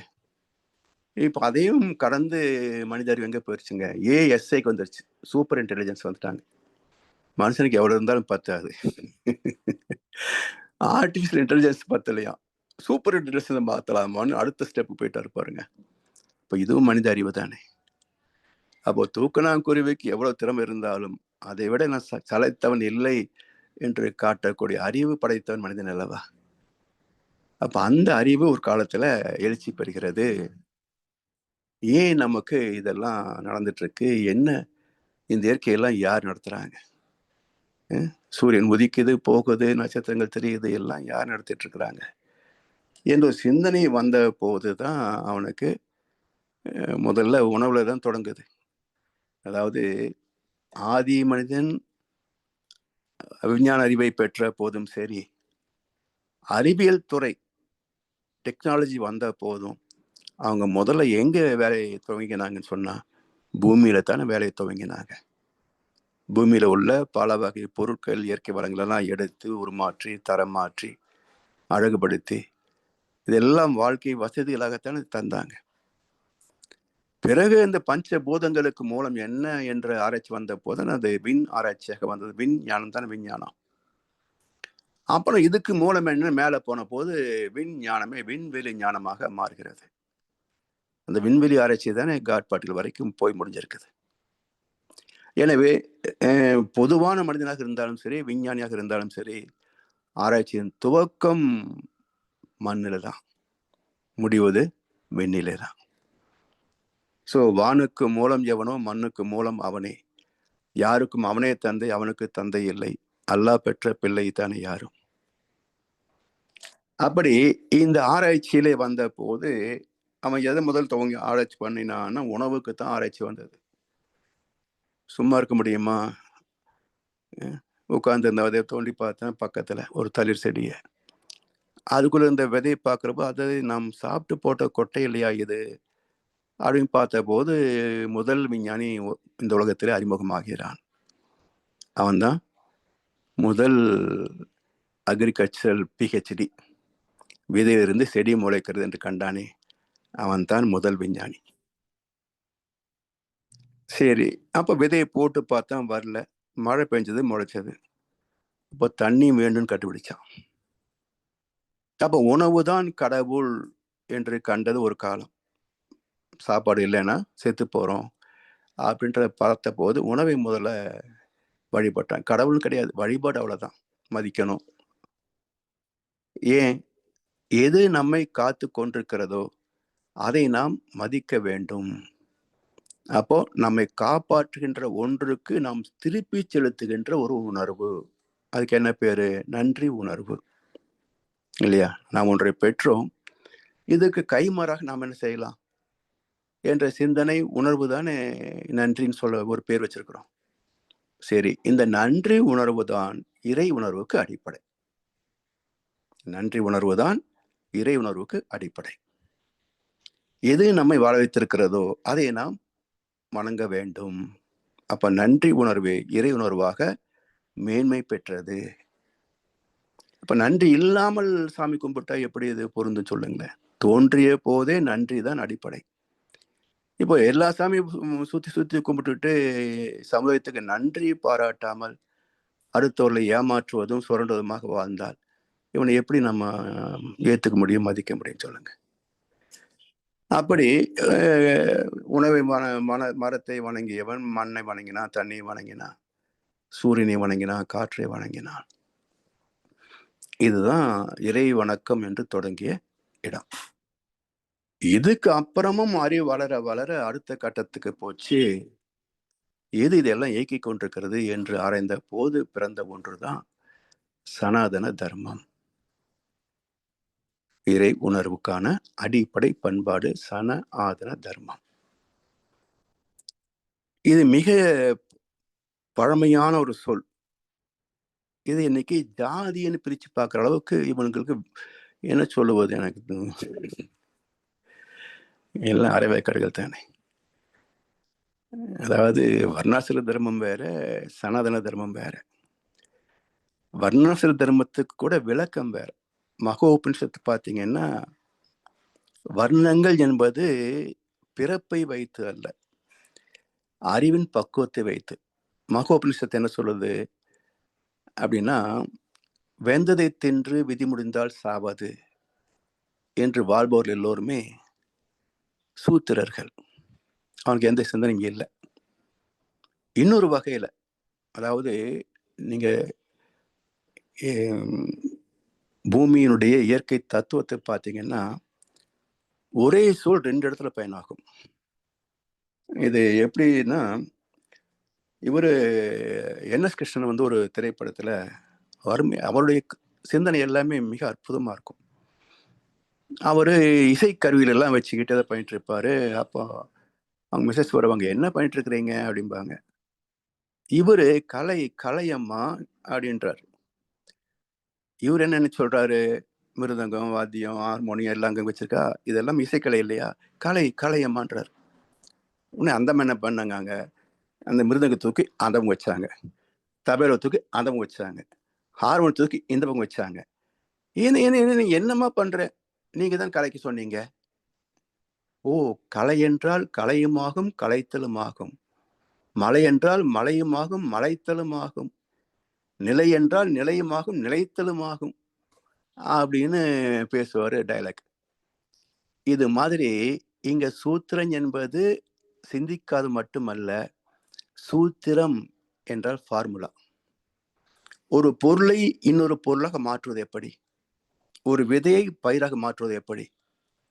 விவசாயியும் விவசாயம் பார்க்கிறாருங்க, நாமும் வீட்டுல சில செடிகளை வளர்க்கிறோம். நம்முடைய அறிவும் அவருடைய அறிவு ஒன்னாகுமா? அப்போ டிஃபரன்ஸ் ஆகுது இல்லையா? அப்போ அந்த நுட்பத்தை கற்றுக்கொள்வது, ஒரு தொழில்நுட்பத்தை கற்றுக்கொண்டவன் சூத்திரதாரின் பேரு. இறைவனுக்கே சூத்திரதாரின் பேர் இருக்குல்ல. அப்ப சூத்திரன் என்பது தாழ்ந்த ஜாதின்னு யார் சொன்னாங்க?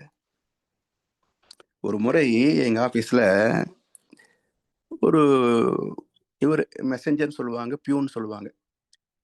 அதுல ஒருத்தர் சாமுவேல்னு ஒருத்தர் லஞ்ச் வரும்போது புலம்பிக்கிட்டே வந்தார். ஏன்பா அப்படின்னா, சார் கெட்ட வார்த்தையில் திட்டான் சார். என்ன கெட்ட வார்த்தை? ஹரிஜன் பேசிட்டான் சார், காதுகிட்ட வந்து சொல்றாரு. ஹரிஜன் கெட்ட வார்த்தையா சார்? சொல்லக்கூடாது சார் அப்படி. இல்ல இருக்கட்டும், இப்ப ஹரிஜன் கெட்ட வார்த்தையான்னு கேட்டேன். ஆமா சார் அப்படின்னு. அதுக்கு அர்த்தம் என்ன தெரியுமா?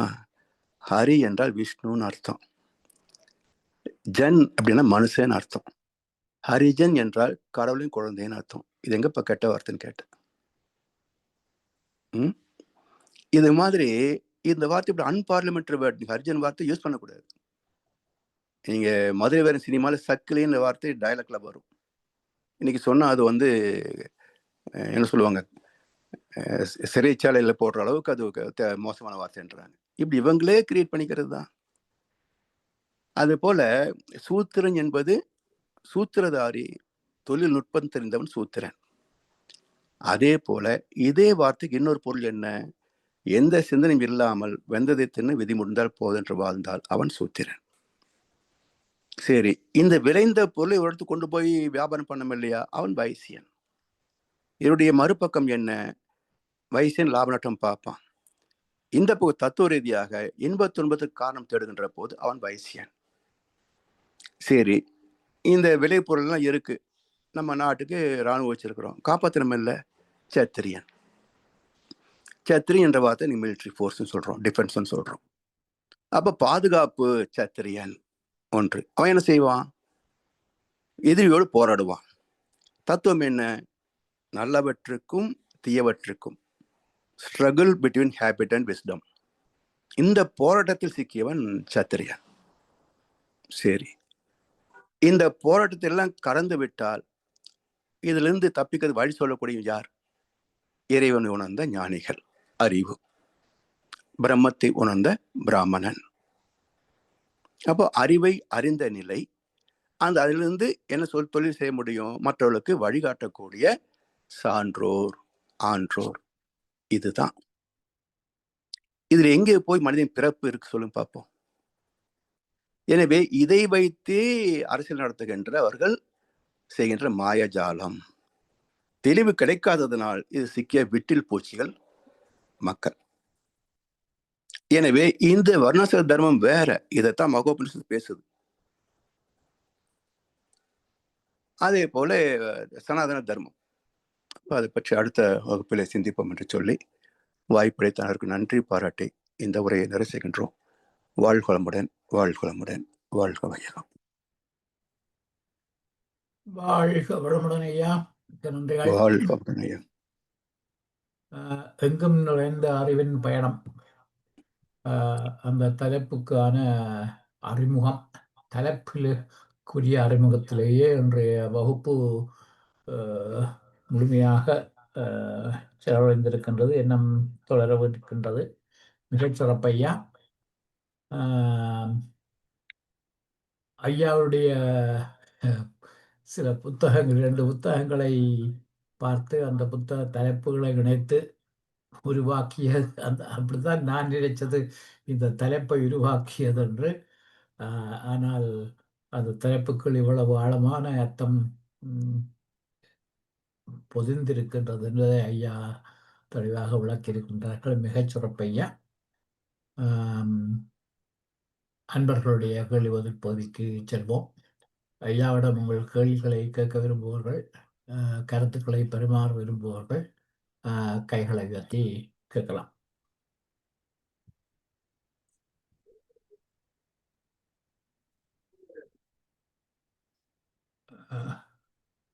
அறிமுகம் என்றபடியால கேள்விகள் இருக்குமோ தெரியாது ஐயா. பரவாயில்லைங்கய்யா, கேள்வி இல்லைன்னு. ஜனாலையா,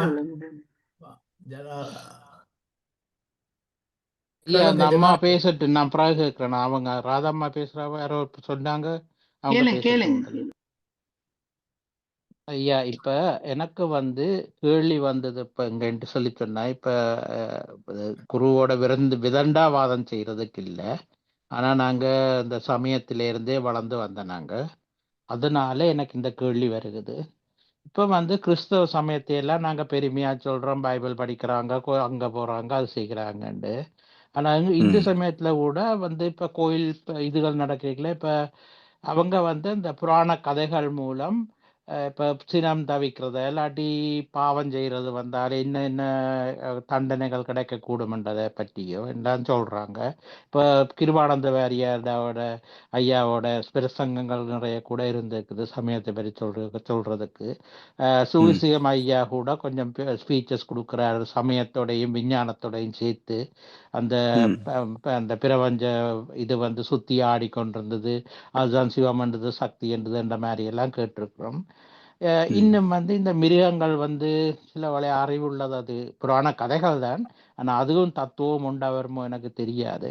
ஆனா என்ன கேள்வி என்று சொல்லி சொன்னா, இப்ப நீங்க சிலந்தி என்று சொல்லிக்கா ஞாபகம் வந்தது. அந்த 2 அரசர்மார் முந்தி புண்ணியம் செய்தவங்கன்னு சொல்லியும் அவங்க பிறகு சிலந்தியாவும் யானையாவும் பிறந்ததாகவும், அந்த சிலந்தி சிவலிங்கத்துக்கு சருகு விடாம மேலே வலை கட்டி போட்டதாகவும், ஆனா யானை அதை தண்ணி அடிச்சு கிளீன் பண்ணது மாதிரியும், அதனால சிலந்தி கோவப்பட்டது யானை தும்பி கேட்கல போய் அந்த யானை தும்பை கையை அடிச்சு 2 பேரும் செத்து சிவோதம் அடைஞ்சது. அப்படியெல்லாம் கதையெல்லாம் கேட்டிருக்கிறோம் ஐயா. நிறைய புராண கதைகள் எங்களை அந்த பக்தி மார்க்கத்துல போதாக்களை நல்வழிப்படுத்துறதுக்காண்டி அதுகள் ம் எல்லாம் இந்த கணக்குல வராத ஐயா. நாங்க அறிவின் பயணம் என்று அதை கேட்க அது எல்லாம் நம்ம எடுத்துக்க முடியாதுங்க. ஏன்னா அது நிறைய இருக்கு. அது ஞானிகள் உருவாக்கிய சடங்கு சம்பிரதாயங்களும் உண்டு, கதைகளும் உண்டு. பிறகு யார் யாரோ புனைந்த கதைகளும் நிறைய உண்டு. ஸோ ஒவ்வொன்றுக்குள்ளேயும் போய் அதில் என்ன தத்துவம் இருக்குன்னு துருவ ஆரம்பிச்சோம்னா அது ஆயுசே போதாது. அவ்வளவு கதைகள் இருக்கும். நாமே என்னெல்லாம் நாம் சந்திக்கிறோமோ அதை நாம் சிந்தித்து பார்த்தோம் என்று சொன்னால் இந்த விளக்கத்தை வச்சு அதை பார்க்குற போது இதுக்காகத்தான் அவங்க சொல்லியிருக்கிறாங்க அப்படின்றது புரியும். அப்படி ஒரு கருத்து இல்லை என்றால் வேற யாரும் அதில் இடைச்சர்களாக எழுதியிருப்பாங்க. ஸோ அதை நம்ம புறம் தள்ளிட வேண்டியதுதான். அப்போ எதில் நமக்கு கருத்து செறிவு இருக்கிறதோ அதை எடுத்துக்கணும். இப்போ நம்ம பேசக்கூடிய கருத்துல பார்த்தீங்கன்னா அம்மன் தத்துவம் நம்ம பேசக்கூட நினைக்கிறேன். ஆமா ஆமா ஆமா ஆமா ஸோ அதுல ஒவ்வொரு அம்மனுக்குள்ளேயும் நமக்கு கொண்ட இந்த மனவளக்கலை வேதத்திரி தத்துவத்தை தான் பேசியிருக்கிறாங்க. ஆமா ஆனா இது இத்தனை வரைக்கும் அம்மன் கும்பிடுற அம்மன் பக்தர்கள் எல்லாம் யாருக்காவது அந்த தத்துவம் தெரிஞ்சு ஞானம் பெற்றிருக்கிறார்களா, ஞான மார்க்கத்துக்கு வந்திருக்கிறாங்களா, இல்லை தன்னை ஒழுக்க சிலர்களை மாற்றிக்கொண்டார்களான்னு பார்த்தீங்கன்னா ரொம்ப குறைவு தானே. நிச்சயமா குறைவு தான். குறைவு தான். அப்போ ஏன் பக்தியில நம்ம ஒரு என்ன சொல்வது அதில் உள்ள குறை நிறைகளை பேச வேண்டியிருக்குன்னு சொன்னா இன்று வரைக்கும் பரவலாக இருப்பது பக்தி மார்க்கம் தான். 99% பக்தி மார்க்கம் தான் 650 கோடியில. ஆனா ஒழுக்கம் உள்ளவர்கள் அடுத்தவனுடைய பொருளையோ உணர்ச்சிகளையோ அவனுடைய உரிமையையோ பாதிக்காத வகையில வாழணும்ன்ற ஒரு மனித நேயம் உள்ளவர்கள் எங்கேன்னு பாத்தீங்கன்னா மிக குறைஞ்சு போகுது இல்லையா. அப்ப இந்த சடங்கு சம்பிரதாயங்கள் மனித நேயத்தை வளர்க்கவில்லை என்பது சரித்திர உண்மை. அது இருக்கிற வரைக்கும் துன்பம் தீராது இல்லைங்களா. நீங்க எதன் பேரால் அடுத்த ஜீவனை துன்புறுத்தினாலும் அதற்கு விளைவாக துன்பம் வந்தே தீரும். அப்ப இந்த பக்தி எல்லாம் இதை சொல்லவே இல்லை. சொல்லியிருக்கிறாங்க, ஆனா இப்ப யாரும் பேசலையே. நமக்கு இப்ப இலங்கை பரவாயில்ல, உங்களுக்கு பள்ளியிலேயே சைவ சித்தாந்தம் கத்து கொடுத்துருக்குறாங்க. எங்களுக்கெல்லாம் அதை பத்தி பேசினாலே மதவாதம் பண்றோம். அதாவது அமெரிக்கால மகாபாரதம் பேசுறாங்க, ஆனா தமிழ்நாட்டுல மகாபாரதம் பேசுனீங்கன்னா அந்த ஸ்கூல் எழுத்து மூடிடுவாங்க, வாத்தியாருக்கு சஸ்பெண்ட் பண்ணிடுவாங்க. அப்படி ஒரு பொறுப்பான அரசாங்கம் எல்லாம் நாங்க வச்சிருக்கிறோம் 6 வருஷமா. சோ நீங்க பக்தியை பொறுத்த வரைக்கும் இந்தியாவை விட இலங்கை பெட்டர். ஆமா, என் சில மன்றங்கள்ல கூட இந்த மாதிரி கேள்விகள் வரக்கூடும் இருந்துட்டு, அப்ப எங்களையே மனவளக்கல்ல உள்ளவர்களே நாத்திகர் என்று சொல்லிட்டு போன சந்தர்ப்பங்களும் இருந்திருக்குது. அப்ப எங்களுக்கு ம். சரியான விளக்கத்தை எங்களுக்கு தெரிஞ்ச அளவில் கொடுக்கக்கூடியதா இருந்தா தான் நாங்க இந்த சில பழிகளுக்குள்ள இருந்து தப்பி பிழைக்கலாம்ன்ற கணத்தினையே இந்த கேள்வியை கேட்டேன். வாழ்க ஆமா. நீங்க வளமுடன். அத சிந்திச்சு பார்க்கணும். நீங்க வந்து ஆ, எந்த கருத்துன்னு குறிப்பா சொன்னீங்கன்னா பார்க்கலாம். இந்த கதைகள் எல்லாம் வந்து நெறைய கதைகள் சிந்திச்சு ஆமா, பார்க்கணுங்கய்யா. ஆமா, ஆமா, ஆமா, இந்த கஜேந்திரன், சிலந்தி எல்லாம் வந்து அவ்வளவு தெளிவான முழு கதையும் நீங்க பார்க்கணும். முழு ஆமா, கதையும் ஆமா, பார்த்துட்டு, ஆமா. எந்த கான்செப்ட்லேருந்து வருது? நீங்க இந்த பிரதோஷ வழிபாடு எடுத்துருந்தீங்கன்னா, ஆ, பிரதோஷ வழிபாட்டுல முழு கதை எடுத்தீங்கன்னா, அது பராசக்தி சபையில டான்ஸ் ஆடின பொண்ணுக்கு ஒரு பிரைஸ் குடுக்குறாங்க. அந்த பொண்ணு துர்வாசர் குடுக்க, அவர் வந்து இந்திரனுக்கு குடுக்க, இந்திரன் வந்து அவமதிக்க, அப்படி ஆமா, வரும் அந்த ஆமா, கதை இல்லையா? ஆமா, ஆமா, ஆமா. அப்ப என்ன வருது இதுல? பாவ புண்ணியம், அதுக்கு காரணம் ஆணவம். ம், ம், ம், இப்படியெல்லாம் ஒரு ம். 15 கேரக்டர் இருக்கு அந்த பிரதோஷ வழிபாட்டுல. ஆமா. அந்த ம், 15 கேரக்டருக்குரிய பெயர்கள்ல அதனுடைய தத்துவத்தை நீங்க சிந்திச்சு பார்த்தாலே, ம். மனிதன் வந்து பாவ புண்ணியத்துக்கு ஆட்பட்டிருக்கிறான். காரணம் ஆணவத்துக்கு இவன் அடிமை. அத சுத்தம் ம், ம், பண்ணிட்டாக்க இவன் வந்து அதிலிருந்து வெளிப்பட்டுறலாம். அப்போ ம், ம். பிற தோஷம், தோஷம் என்றால் பாவங்கள். ஆமா. அதுலேருந்து நிவர்த்தி பெறணும். ம், ம், அதுக்கு இந்த வாழ்க்கை பற்றி தெளிவுன்றதெல்லாம் அந்த பிரசவ வழிபாட்டுல வருது. ம், ம், ஸோ ம், இப்படி ம். சில கதைகளுக்கு நீங்க வந்து தெளிவான, விரிவான, அறிவியல் பூர்வமான விளக்கத்தை தர முடியும். ஆனா, இப்ப நீங்க சொன்ன இந்த கஜேரன், சிறந்த கதையெல்லாம் பார்த்தீங்கன்னா, அதுல என்ன விளக்கம் வரும்னு நீங்க யோசிச்சு தான் பார்க்கணும். எனக்கு அந்த கதை பத்தி அது தெரியாது. அது நான் அத பத்தி இல்ல. யோசிச்சதும் அதுதானே இல்ல. ஐயா. இப்ப ஏதோ சிவபெருமான் பண்டிக்குட்டிகளுக்கு தானா தாயா மாறி பால் குடுத்ததுன்ற மாதிரி இல்ல அது அன்ப எனக்கு அது முழு போதிச்சிருக்கணும். கதையும் விரிவா பார்த்தா தான் அது என்னன்னு புரிஞ்சுக்க முடியும். பிறகு இந்த பொயின்சா சொல்றோம் பிறகு கண்ணப்ப நாயனார் கதை சொல்றாங்க. சிவபெருமான் ஒரு கண்ணப்ப கண்ல நாயனார் கதை இருந்து வந்து கதை கண் அப்பிய நாயனார். கண்ணப்ப நாயனார் கண் ஆமா, அப்பிய நாயனார். ஆமா. அப்ப நாயனார். ஆமா, ஆமா, ஆமா. அது பிறகு அந்த நந்தனார் கதை சொல்றாங்க. சாதிகள் இல்லை, எல்லாம் ஆமா. ஒன்றுதான். அது எல்லாமே சிவலிங்கங்களது. 63 ஆஹா. நாயன்மார் கதையிலேயும் ஒரு அற்புதமான தத்துவம் இருக்குங்கய்யா. ஆமா, ஆமா, ஆமா. அதனால அது தான் இந்த வெறும் கதை கேள்வி மட்டும் வந்தது. இல்ல. ஆ, வெறும் கதை இல்ல. ஆஹா. ஒவ்வொரு நாயன்மாருடைய அந்த எழுதப்பட்ட வரலாறு. அதுல எல்லாமே ம்ஹ்ம். அருமையான கருத்து இருக்கு. ஆமா, ஆமா, ஆமா, ஆமா. அது என் பெரிய புராணம் எடுத்து வச்சோம்னா எல்லா 63 வரலாறுக்கும் அருமையான அறிவியல் ம்ஹ்ம், பூர்வமான ம்ஹ்ம், கருத்தை சொல்ல முடியும். ம், ம். முதல் கிளாஸ் ஐயா இன்னும் கனவேற்ற கேள்விகள் இருக்கும். நாங்க இத பற்றி பிறகும் பேசலாம் தொடர்ந்து. வாழ்க சரிம்மா. வளமுடன் ஐயா. வாழ்க நன்றி. வளமுடன். வாழ்க வளமுடன். நன்றி ஐயா. வாழ்க வளமுடன். அடுத்து கிருபாநிதி அம்மா. ஐயா வாழ்க வளமுடன் அம்மா. சொல்லுங்கள். வளமுடன். ஐயா பிறகல் பயணம் முதல் பாகம் சொல்லிட்டு எல்லா வேலையும் போட்டு ரூம்குள்ள புகுந்துட்டேயா. நன்றி ஐயா. வாழ்க வளமுடன். வாழ்க ஐயா வளமுடன்.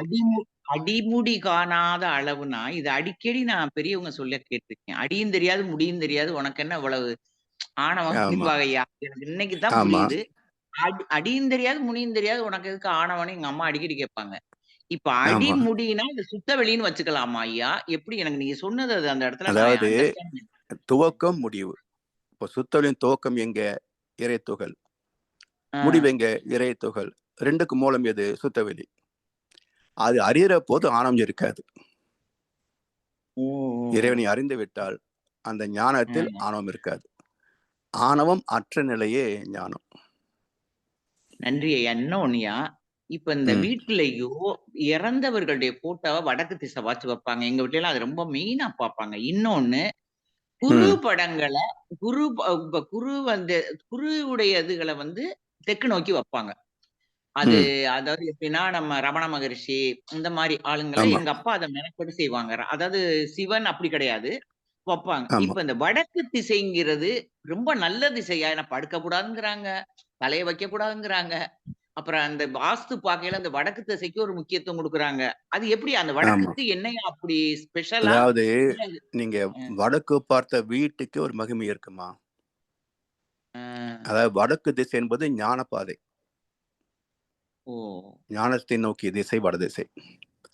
தெற்கு ஓகேய்யா. நோக்கியது நல்ல பாயிண்ட். குருஸ்தானம் இல்லையா? தட்சிணாமூர்த்தி. அப்போ குரு ம். நமக்கு முன்னாடி இருக்கிறார். நம்ம அவரை நோக்கி இருக்கிற போது வடக்கு நோக்கி நம்ம இருப்போம். ஸோ வடக்கு வடக்கு திசை பார்த்த வீடு ஞானப்பாதை. ஞான பாதை. ஞானப்பாதை. ஓகே. ஆமா. அது நல்ல பாயிண்ட். சரி. சரியா. அதனால தான் நீங்க வடக்கும் கிழக்கும் உள்ள வீட்டுக்கு அ ஆமா உங்க வாய்ஸ் கட்டே வருதே. இதோட திரும்ப சொல்லுங்க. கட் ஆயிடுச்சு. நிறைய கட் ஆயிடுச்சு உங்க ஆமா ஆடியோ ஐயா. கிழக்கு பேசும்போது. பார்த்த வீட்டுக்கு ரொம்ப மதிப்பு சொல்றாங்க. அதுக்கு ஏன்னா அது செல்வம். சொல்றாங்க. ஆமா. அது செல்வம், இது ஞானம். அப்ப வடகிழக்கு வீட்டுக்கு மிக மதிப்பு அதிகம். ரொம்ப நன்றியா. ரொம்ப அதாவது பொருட்செல்வம், அருட்செல்வம் ரெண்டும் நிறைந்தது வடகிழக்கு வீடு. புரியுது. இன்னைக்கு வந்து அண்ணாபிஷேகம்னு சொல்றாங்க ஐயா. அப்படின்னா அது வந்து அதுக்கு தனி கருத்து இருக்கா? இல்ல அடுத்ததுல பேசையில நீங்க அத பத்தி கேட்கலாமான்னு எதுமா? மணி எல்லாரும் இல்ல உங்க வாய்ஸ் ஏன் இப்படி பிரேக் ஆகுது? உங்க லிங்க் சரியா வர மாட்டேங்குது. அண்ணாபிஷேகம்னு சொல்றாங்க. இல்லையா? இல்லையா? இன்னைக்கு வந்து அந்த வரேன். கேக்குதா ஐயா? இப்ப கேக்குதா ஐயா? இப்ப கேக்குது. ஐயா கேக்குது. கேக்குதா?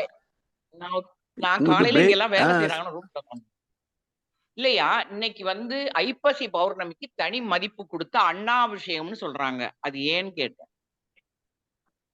அதாவது இன்னைக்கு எதுக்குத்தான் விசேஷம் பண்றதுன்னு அவஸ்தை இல்லம்மா. ஒரு காலத்துல எங்களுக்கு எல்லாம் விசுக்கணியே தெரியாது.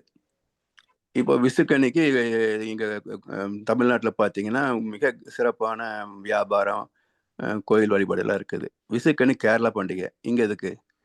இது மாதிரி இன்னைக்கு கோயில் வர வச்சுட்டே இருக்கணும். அப்பதான் தட்டுல காசு விழுகும். நன்றி ஐயா. இன்னைக்கு ஐப்பசி பௌர்ணமினா அண்ணாபிஷேகம்னு ஒரே பிரச்சனை இருக்கு. ஆமா ஆமா ஆமா. சிவன் தலையில சோத்து வைப்பாங்க. ஆமா, அதெல்லாம் ஒண்ணும் கிடையாதுமா. பௌர்ணமி அன்னைக்கு உங்களுடைய ஸ்பீச் அப்படி கேட்டது எனக்கு ரொம்ப மகிழ்ச்சி. நன்றி ஐயா. வாழ்க வளமுடன். நன்றி அம்மா. வாழ்க வளமுடன். வாழ்க வளமுடன். ராதாமா, நீங்கள் கேட்க வழிகிட்டீங்க போல இருந்து.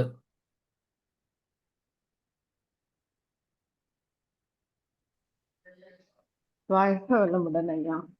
வாழ்க வளமுடன்மா. சொல்லுங்க. அருமையான ஒரு ஐயா. இப்ப சித்தவெளி ஒரு சூன்யத்திலிருந்து இயக்கத்துக்கு வந்தது, இறைத்துகள். இனிமே நீங்க மேல டீல் பண்ண போறீங்க. பட் அந்த இருப்பு அப்படிங்கிறது இருக்கா? இப்ப நம்ம வந்து இருக்கு, ஆனா உணர முடியுமா? நம்ம தவத்துல உணர்ற அந்த, அதாவது அது உணர முடியுதுன்னு சொன்னாக்க அது புலன் கடந்து உணருமா. நீங்க சுத்தொழில் இருக்கிற போது கண்டுபிடிக்க முடியாது. அங்க நம்ம இல்ல அங்க. சரி, இப்ப எப்படி நம்ம புரிஞ்சுக்கிறது? அத உண்மையில தூங்கிட்டோமா இல்ல சுத்தோட ஐக்கியமாயிட்டோமா அப்படின்றது எப்படி தெரிஞ்சுக்கிறது அப்படின்னா, தவம் முடிந்த பிறகு ஒரு ஒரு ஒரு உணர்வு, சொல்ல முடியாத ஒரு பேரின்பம். சொல்ல முடியாத பேரின்பம். அது எப்படிப்பட்ட பேரின்பம் சொன்னா, நண்பனுக்கும் பகவனுக்கும் பேதம் தெரியாது. இன்னும் சொல்லப்போனா ஆணுக்கும் பெண்ணுக்குமே பேதம் தெரியாது. அப்படி ஒரு சுகமான அனுபவமா இருக்கும். அதுவும் சில வினாடிகள் இருந்தாலே ஒரு 4-5 நாளைக்கு ஒரு மிதப்புல இருக்கும். மேன்மையுள்ள பேரின்ப ஊற்றா முன்னில் மிதக்கின்றேன் அப்படிம்பாரு சாமிஜி. அந்த மிதப்பு இருக்கும். ஸோ அதுதான் நம்ம சொத்தோடு இணைந்திருக்கிறோம் அப்படின்றதுக்கு ஒரு என்ன சொல்வது, உணர்வுபூர்வமான ஒரு அடையாளம். அதர்வைஸ் இருக்கக்கூடியது எல்லாமே இயக்கம் தான். ஆமாம்மா. உங்களுக்கு அந்த உணர்வு கிடைச்சிருக்குங்களா? அதத்தான் சொன்னேன். அது ஒரே ஒரு முறை 2 முறை கிடைச்சிருக்காரு. ஓகே.